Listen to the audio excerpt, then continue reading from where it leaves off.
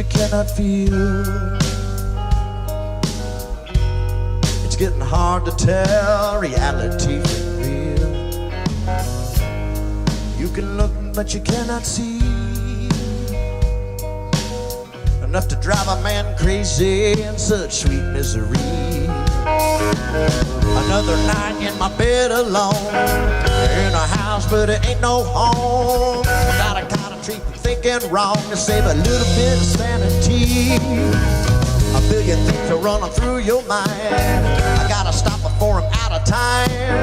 I don't know how, but I got to find a better way to let things be.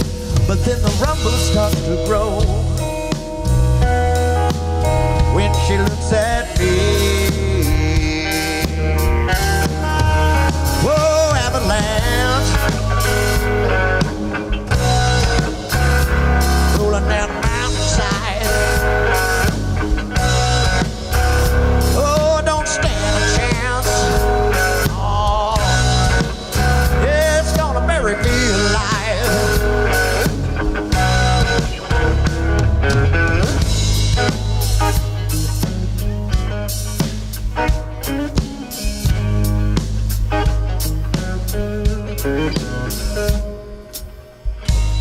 You might taste, but you'll never tell if it's absolute heaven or just another day in hell. You may run, you never get away. You'll be hoping for a little winter storm on a hot summer day.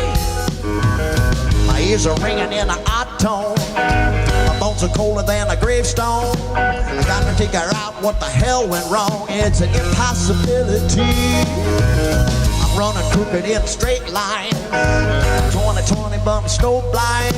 I got a raging fever burning up my mind. I'm so hot I'm gonna freeze, but yet I long for heavy snow to come and bury me.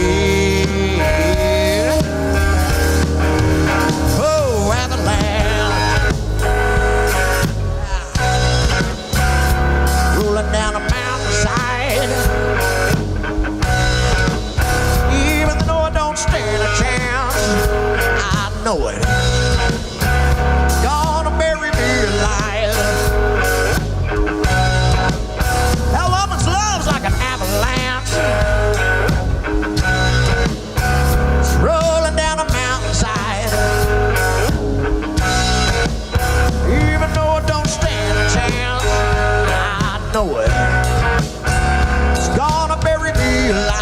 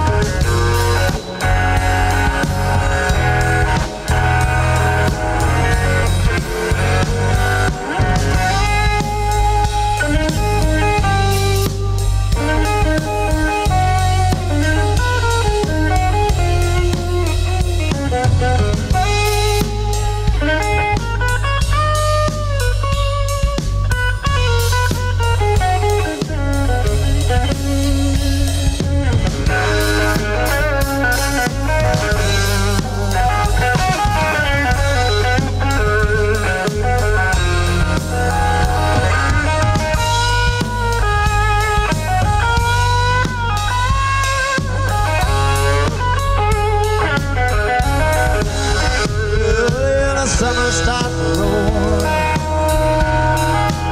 when she looks at me. Oh, avalanche rolling down a mountainside. I know I don't stand a chance. I know it. It's gonna bury me alive. Her love's like an avalanche.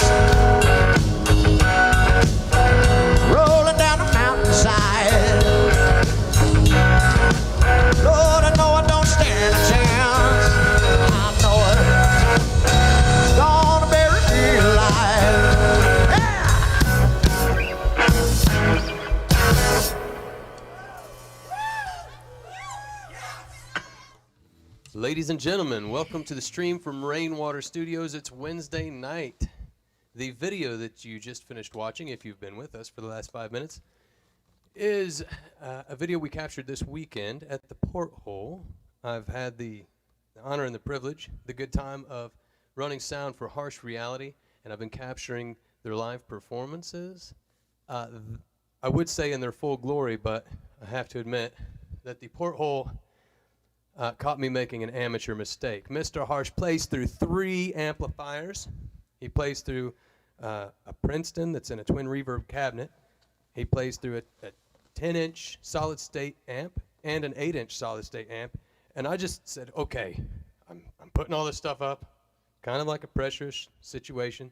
So I mic'd one of his amps, and I chose the wrong one. I chose the solid-state amp in the middle, thinking it's like the best of both worlds. And while it sounds great there, I'm sure you enjoyed what we captured. The next day, we played another show, and Rob says, I don't think that's the amp you want to be micing. How about you mic the big amp and the little amp together? So we mic'd both of those, and the difference, as my buddy Dave Wallace put it, is a garden burger versus a porterhouse steak. So now we have 2 recordings we can compare side by side, and the second show was Swafford's 30th anniversary party up at Whippoorwill Lake at my buddy Caleb Baker's place up there. So the difference is astounding. So I'm looking forward to showing you what we captured on Saturday versus what we captured Friday at the Porthole. But that was Avalanche, which is an original Harsh Reality tune that I'm really digging, and I hope you enjoyed it. That said, without further ado, I'd like to introduce you to my newest friend, Michael Moulder. Michael. How's it going? It's going pretty good, man. Michael arrived at the studio today to the sound of a barking dog that was actually my 3-year-old son. Yeah, the dog wasn't barking, but the kid was. Which, and you can't get the kid to stop barking. I really, I wanted him to come shake your hand, but he was more likely to bite your leg, I think. He seemed like an awesome kid. Yeah, well, thank you. He's a pretty wonderful guy. He's a wild mess of red hair and dirt usually, which is great. But Cohen is part of the reason why I connected right off with the song that Michael's friend Kevin sent to me. So the other day, I don't know, it was a week ago or so, I got a message on Messenger from a fellow named Kevin Baird. Yeah. Saying that right? Says, hey, you might want to check this guy out. I work with him. He writes great songs, and here's a sample. So he sent me one song from the Korn Morning Show. Actually, he sent me 2, but it only took one. I listened to the song called Josephine, and connected with it right away because I've got my 3-year-old son and a 13-year-old daughter, and I can tell that this song is written from a personal place of time passing, kids growing up. It's a wonderful thing, and so I immediately said to Kevin, yes, sir, I will contact this young man, and he will be on the show soon. And I forgot to contact Kevin and say that's tonight. So I hope you're out there, Kevin, watching the fruit of your labors. You planted the seed. Thank you. I'm going to come back out and chat with Michael a little bit more, but I think I've chatted enough for now. I'd like just to jump right into a song, if you don't mind. Is that cool? Oh, that's fine with me. Thank you again for having me on. Oh, my pleasure.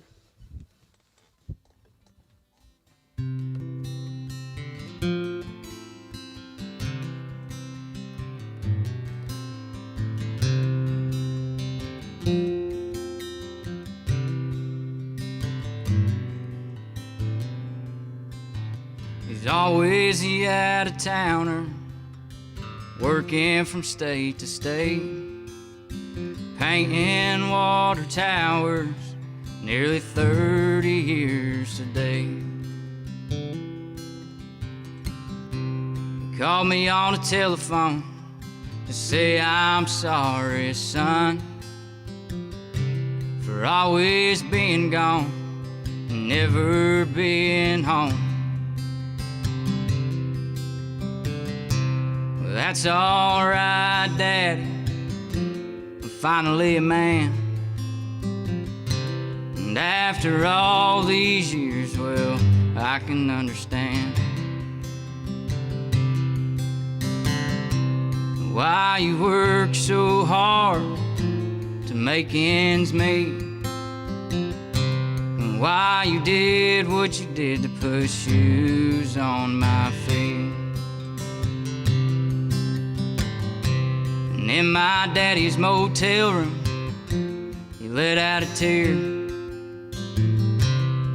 I love you, son, and I wish that I was there.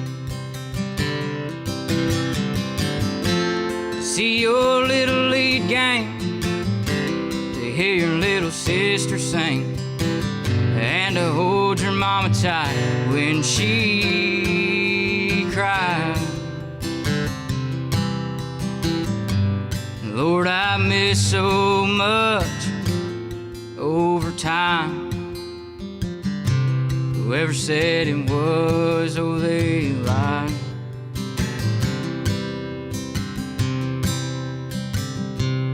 Pulled into work as I hung up the phone. Sat in my truck all alone,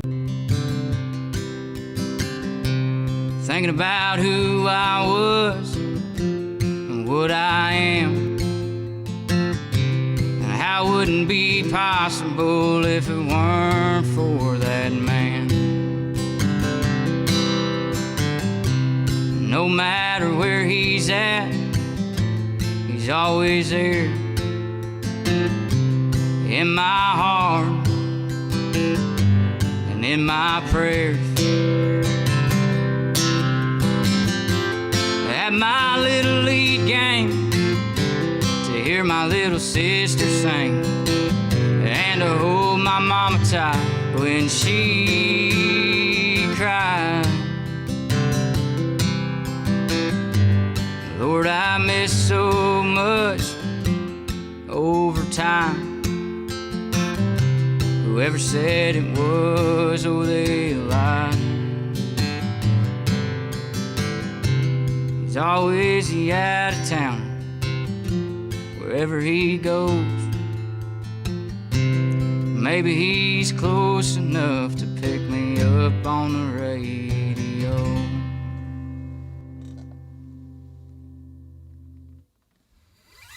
So that tune is called Out of Towner, is that correct? Yes, sir. Oh, just a second. Allow me here.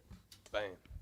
I think that's the one that you mentioned you'd been listening to some John Prine. Yeah.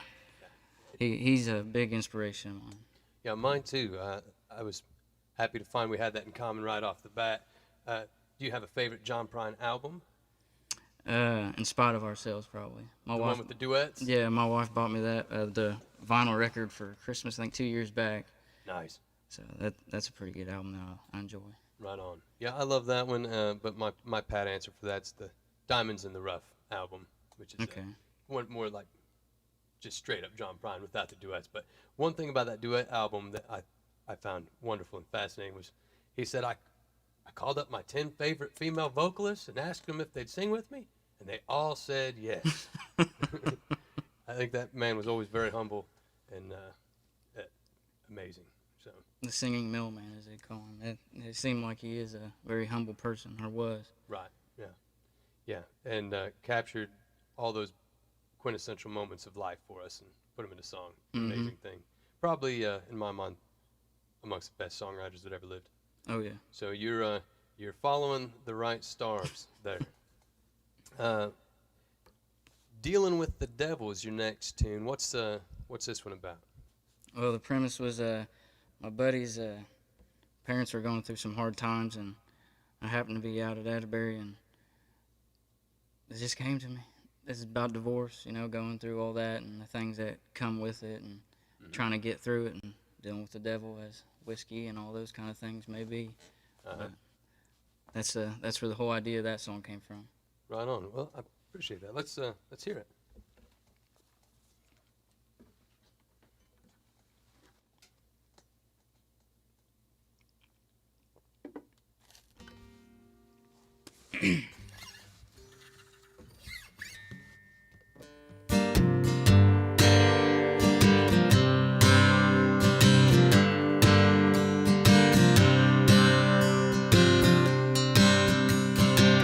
He's been dealing with the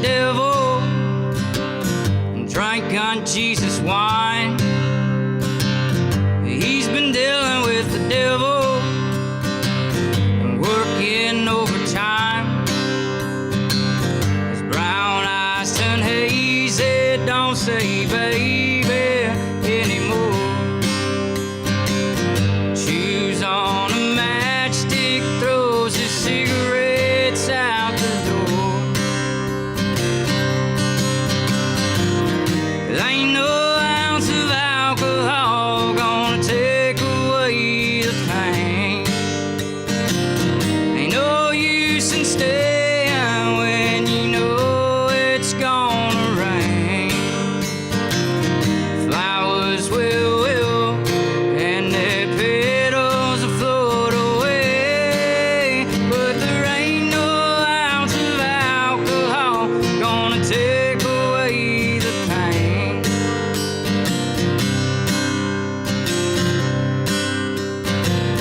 He's a Monday riser, midnight rider through and through.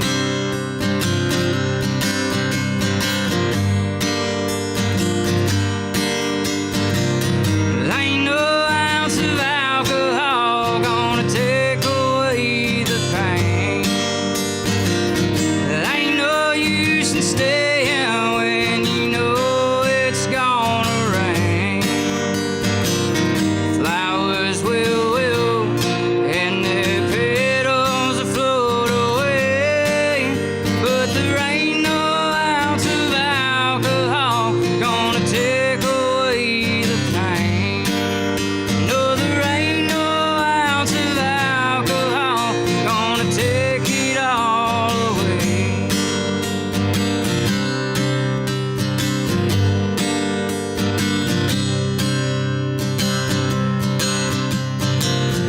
He's been dealing with the devil, drank on Jesus wine.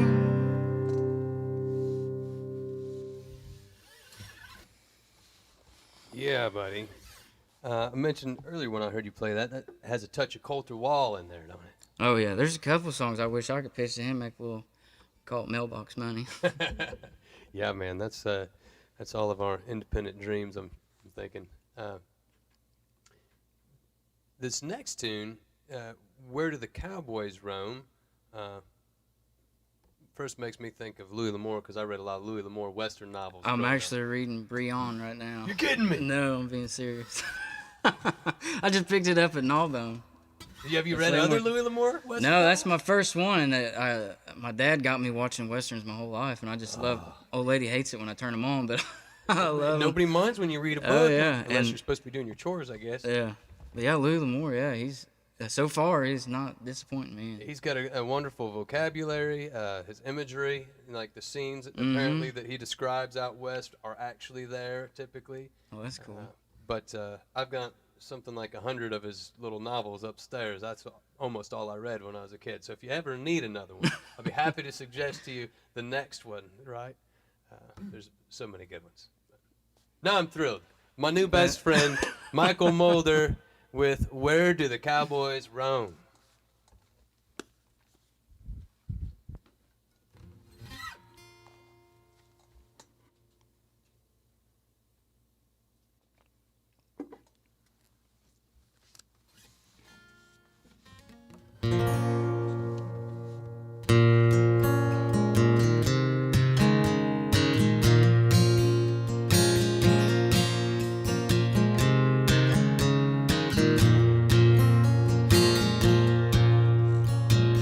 Saddle up just before dawn, drown my fire until it is gone. Got a poncho from a Mexican man, different blood, still the same sand. Oh, my eyes are going blind, it seems.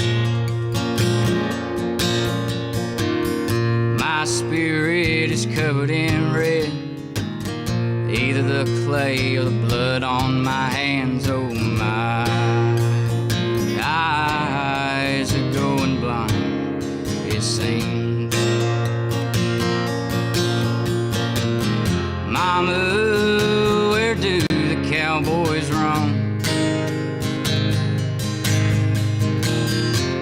Mama, which way is back home?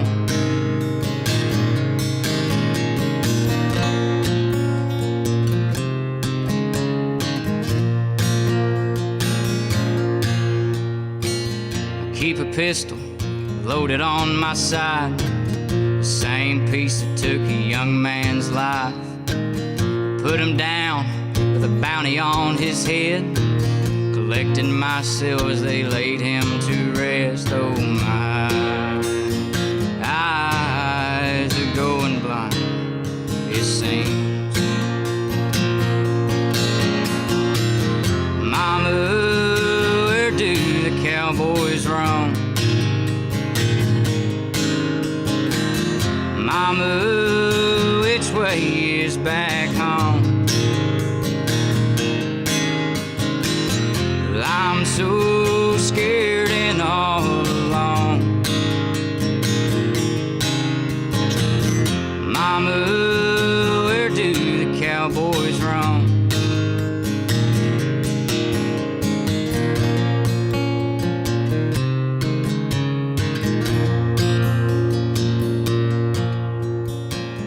Lost my horse at the flood of Bitter Creek. Same effects on me. Now I have nowhere to go. Pray to the Lord to cleanse my soul. Mama, where do the cowboys roam? Mama, which way is back home? I'm so scared and all alone. Mama, where do the cowboys roam?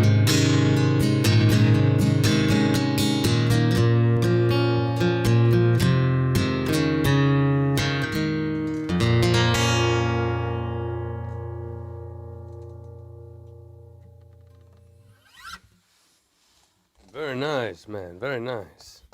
I felt like I was riding around in one of those Western novels. Yeah. I watched Navajo Joe last night, right before that crazy debacle we called the debate. And Navajo Joe was Burt Reynolds, and he was a real... That's one I don't think I've seen. Oh, well, I won't say it would hold the candle to a Louis L'Amour Western novel, but Burt Reynolds really tore those bad men up, I'll tell you that much. He did things that you wouldn't believe because they were pretty unbelievable, but it was still kind of cool because it was a Western novel.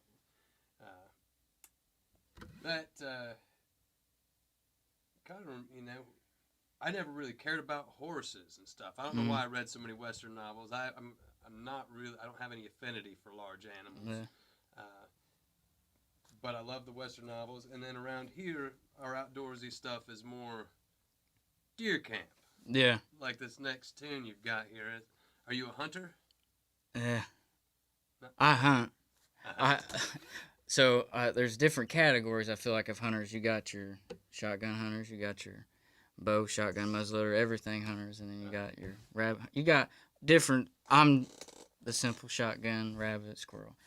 I mean, You so if fetch meat, is that your thing? You want the yeah, meat, or? and I wouldn't care if I shot a big 160-10, so that's fine too. I mean, I'm more of just going out there, and part of it's I don't have enough time, and buddies might say I do, and then I get a bunch of crap because my buddies are the ones that do the bow, shotgun, muzzleloader. What you consider a real hunter, a dude that's like stalking the prey. The trail cameras, everything, and that's good. I mean, I'm glad people have their things like that. And that song, it's from.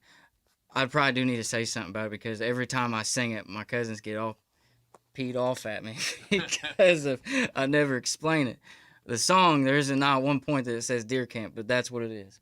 It's exactly what the song is. It's we're driving down a dirt road, and it's just hunkered in some pine, like a pine thicket, and that's just a place that we'd always go. I mean, everybody's got a deer camp, or like a going and hunting bird camp, maybe. I don't know, just different things like that. And this was our place, and we've been. I made a joke the other day. I said, I'm pretty sure we've been to deer camp more times than we've killed the amount of deer up to the years. Right. And but it's just about going, being with cousins and friends and uncles and my dad, all that. So Cool. that's deer camp. Yeah, and the preview I got of it earlier, it's a pretty cool song. This is one of the louder songs as we were doing our sound check. I think that. Let's see what this is about. Thank you, Michael.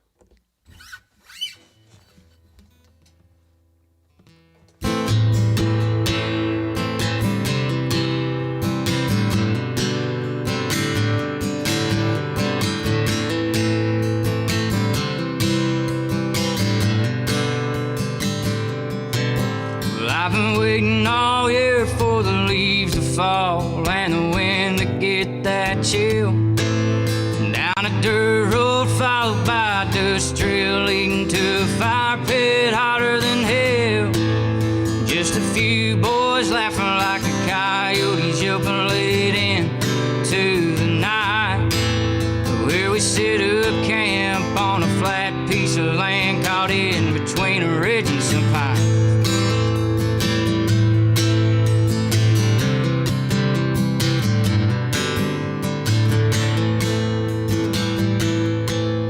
When the morning comes, we'll be in the trees, just looking upon the land. And you best be warned that if I see horns, I'm gonna knock 'em down where he stands. 'Cause I've been waiting all year for the leaves to fall and the wind to get that chill. Down a dirt road followed by a dust trail leading to a fire pit hotter than hell. Just a few boys laughing like a coyotes yelping late into the night. Where we set up camp on a flat piece of land caught in between a ridge and some pines.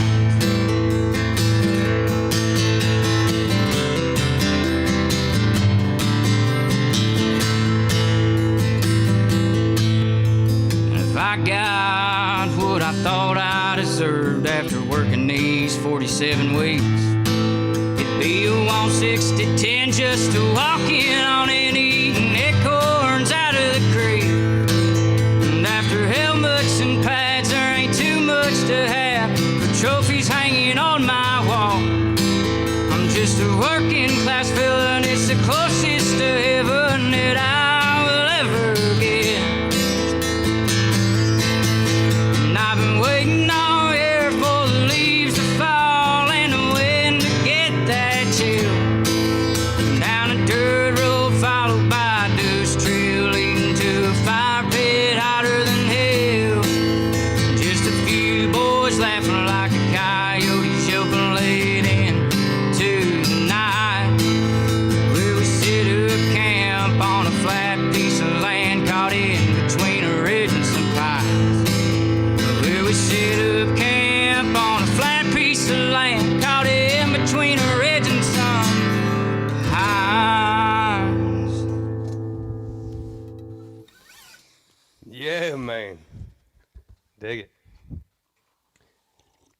So you got some dynamics within your songwriting. You told me you've got about 5 songs, original songs that you're actually proud of and ready to showcase, right?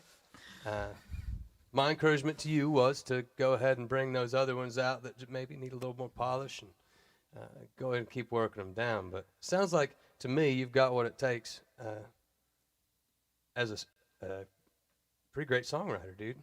You know, I appreciate it. I really do. I mean, I truly believe in that whole 20 minutes sometimes is all it takes. Because that's where most of them come from. The sheer inspiration. Yeah, I think a lot. I think you have to think a lot. Sit back, listen, and think. And listening and think is a big part of it. And then I've found a correlation between people that like to read. You know, reading helps you write, I think.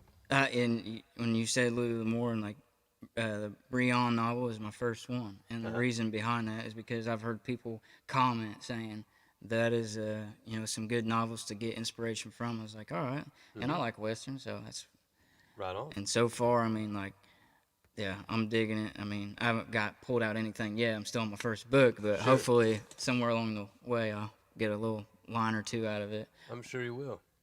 So. He's kind of a poet. Besides writing a bunch of Western novels, he wrote a book of poetry, and he also wrote some historical novels, one called The Walking Drum about the medieval times, and a pretty fun adventure situation. One about the Anasazi Indians and disappearing into a kiva, into another dimension, so he gets a little that'd be cool sci-fi too. kind of thing. I'd be down for that. It's a good one. It's called The Haunted Mesa. I'll toss it to you before you leave if you want to read it.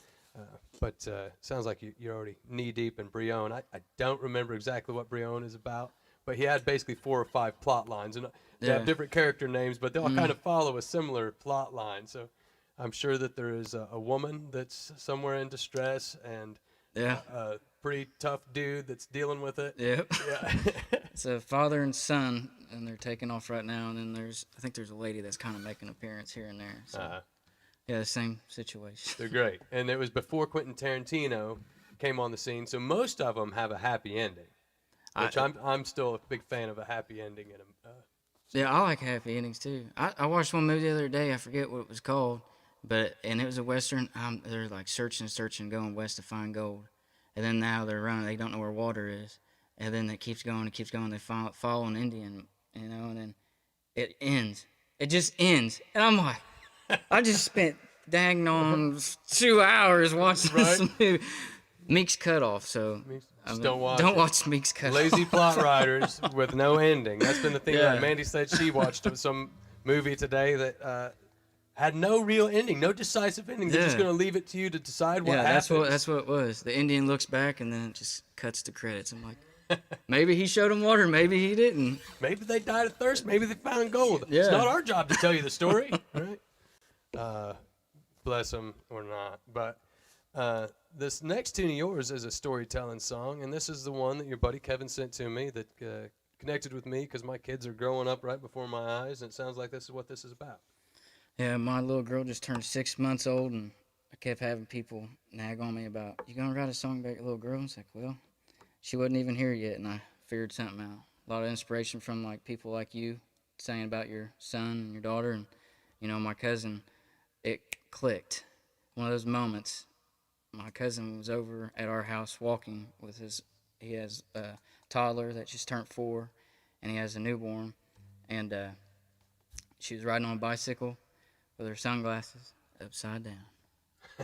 That's what you get. And that's when it clicked and it hit me. I don't think I've told him that, so maybe if he's watching, he knows that he helped me inspire that. Right on. Well, I'll show you a song and a video that we made about my daughter after you play us your tune, Josephine's Song. Thank you.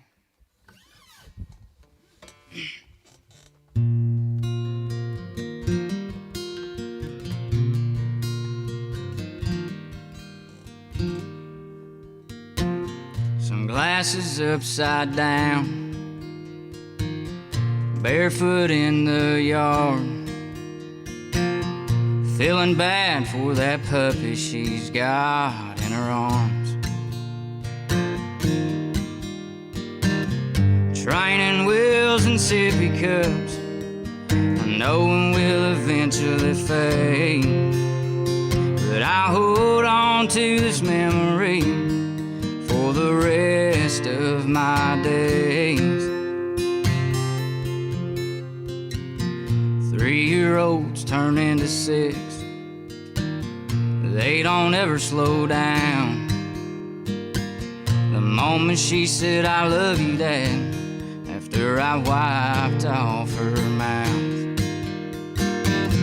Now she's at the foot of our bed, armed with a teddy bear, crying her eyes out, holler, run, she's scared.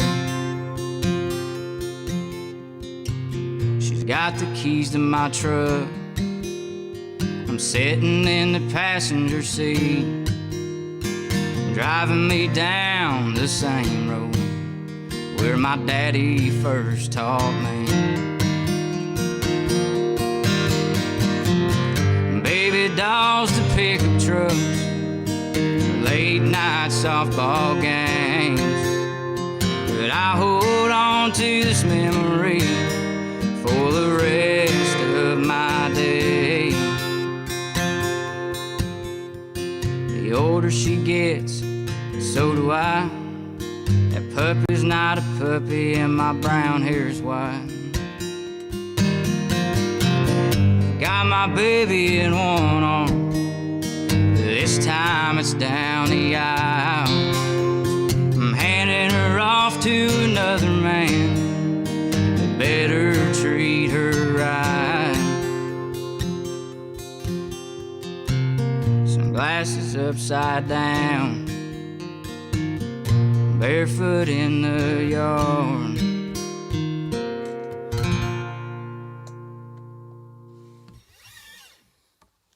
Yeah, man, that's a fine tune.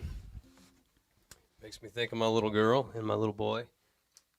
3-year-old is now 13, right? Now I've got a 3-year-old little boy that'll be 13 before I know it. So, thank you for writing that killer tune there. No problem. I'm glad a lot of people, including yourself, enjoy that song. I mean, I wrote it, for me, and then I started playing, and I was like, people dig it, so I guess that's a good thing, and people relate to it. I had a gentleman that had me over to his house, and I played for tips, treated me very kindly, and his wife, I played it for them at the very end. They're like, one more, and one more turns into one more, and two more, and three more. Just around the next. Yeah, right? and I played that song at the very end, and it was crazy because she started crying. I was like, oh, I've never sang a song and it affects somebody emotionally like that, and I'm like, that is cool. It's, as a songwriter, you yourself under probably stands like, that's a moment. The goal isn't to make people cry, but that is some evidence that you've connected. Oh yeah, and that was insane. I was like, I didn't say that to him then, but when I was like going home, I was like, I don't care about any of the other songs I sang that night, but that one, I was like, that made everything worth it. I was like, righteous. So, yeah, Josephine song. I'm glad you're having those moments. Seems like, how long have you been tooling around on that thing and writing songs? It seems like to have written those 5 songs, you have to have been practicing for a minute. So I'm 26. Yeah, I'm 26 now, Uh-huh. and my dad originally got me a K from Tom Pickett's in Columbus when I was 14. And my buddy Revel totally loved that. He's big into K guitars. See, and that one, I'm glad he got me. My dad doesn't know nothing about guitars, and then he didn't, and the strings were felt like an inch off the fretboard. Mm-hmm. So I had to learn the hard way. Right. I'm talking fingers bleeding like legit. Uh-huh. So much pressure you have to put down, and I didn't really, because of that, honestly, I didn't even touch it and really too much until I turned 18, dropped out of college, and just went, I was like, well, I'm depressed now. Let's see what I can do. And I wrote a bunch of crappy songs, and then more crappy songs, and then eventually I think my first one that I actually was digging on was probably I think it was Deer Camp, because and then Dealing with the Devil, because I started looking more towards inspiration where I can grab it from, and it's just happening. I mean, you keep looking for it, and it gets somewhat easier, but. You still have to be ready for those moments of inspiration. Ready to put down what you're doing and go ahead and write a song. I'll be at work sometimes with a little sketch pad, and I have to make sure no one's looking over my shoulder reading what I'm writing. They're like, what the heck's wrong with you? None of your business. Yeah. My therapy. Exactly.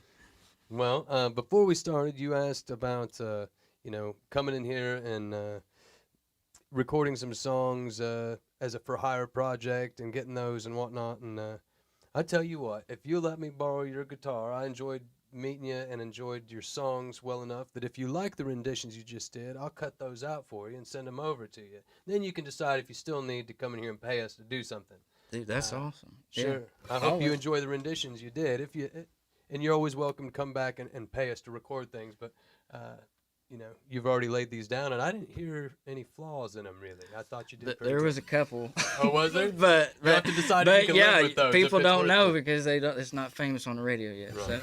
So. Well, if you let me play you a song about my daughter, then I'll cut out those videos for you, and then I might play that one I played for you earlier to sign things off. But, ladies and gentlemen, Michael Moulder, you're welcome to sit there with me on the stage while I play these, or attend to business, whatever you want to do. I'll try not to cry over here. This one, I'm singing the, I'm giving you the sad song in a happy way, so you won't have to hold back the tears. This one's called No Home Without You. And we made a little video and put it on YouTube. I just watched it with my buddy Dave that helped us make it yesterday. And, my little girl is not so little anymore. I think she was 7 when we did this, maybe 8. As I said, she's 13. What's the sense in being happy? Ain't no point in being blue. What's the use of being homesick? There's no home without you. There's no home without you. Watch you use your imagination. How I love the way you play. Beautiful in your elation. Like the sun on rainy days. Like the sun on rainy days.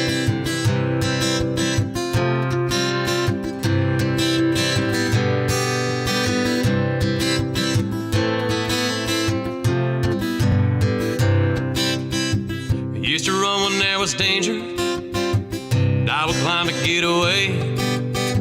I've grown more foolish, now we're braver. To let my heart endure this pain. To let my heart endure this pain.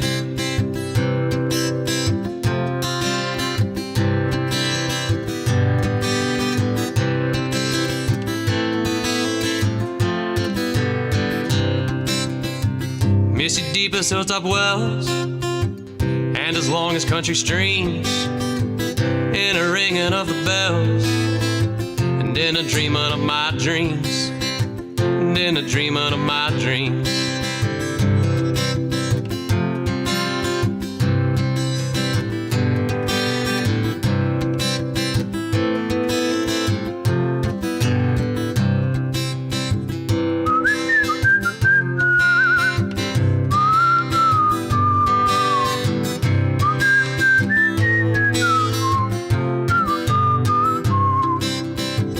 Wanna give you something special. It's not shiny, but it's new. Not a rod from precious metal. Just a kiss from me to you. Just a kiss from me to you. So what's the sense in being happy? There ain't no point in being blue. What's the use of being homesick, baby? There's no home without you. There's no home without you. There's no home without you. There's no home without you.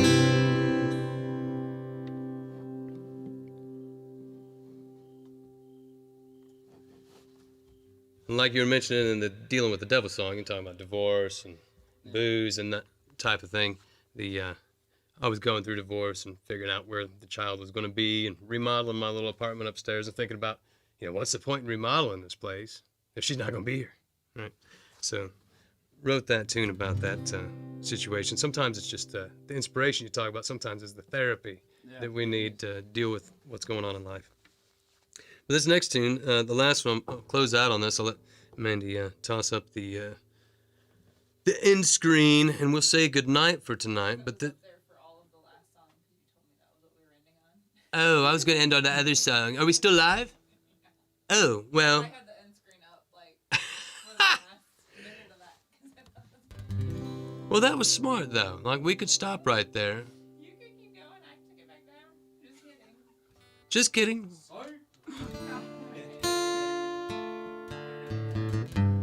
kidding. It wouldn't be a Wednesday night without something fun happening. This is one from my buddy Joe Bollinger and Picker Dan Bilger back in the Indiana Boys. And I just sprang it on my buddies in Split Rail that maybe we should play this as a full 5-piece band. Moved back here in '83, and I could work at the factory.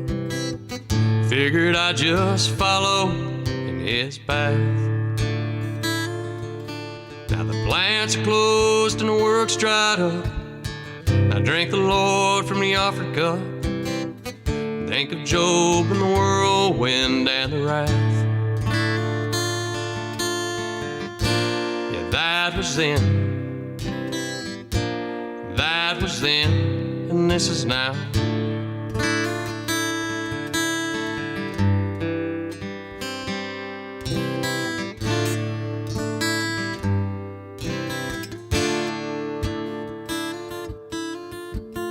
Guess I'm just a sucker fool. She moved to town and go to school, give up on this God-forsaken land. But I'm too old for that, I guess. I could try, but nevertheless, this age there's just no place for a man. That was then, that was then, and this is now.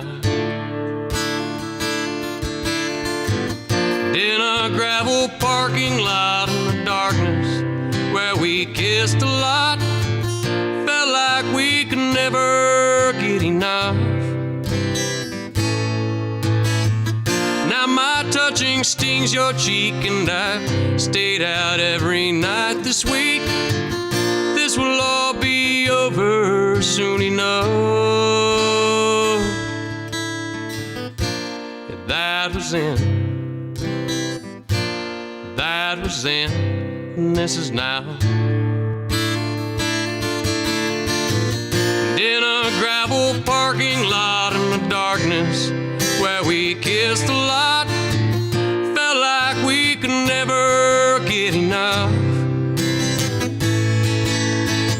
And now my touching sting your cheek, and I've stayed out every night this week.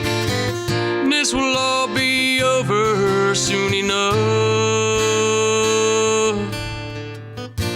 Yeah, that was then, that was then, and this is now. That was then, that was then, and this is now. Thank you, ladies and gentlemen. Signing off from Rainwater Studios until next week.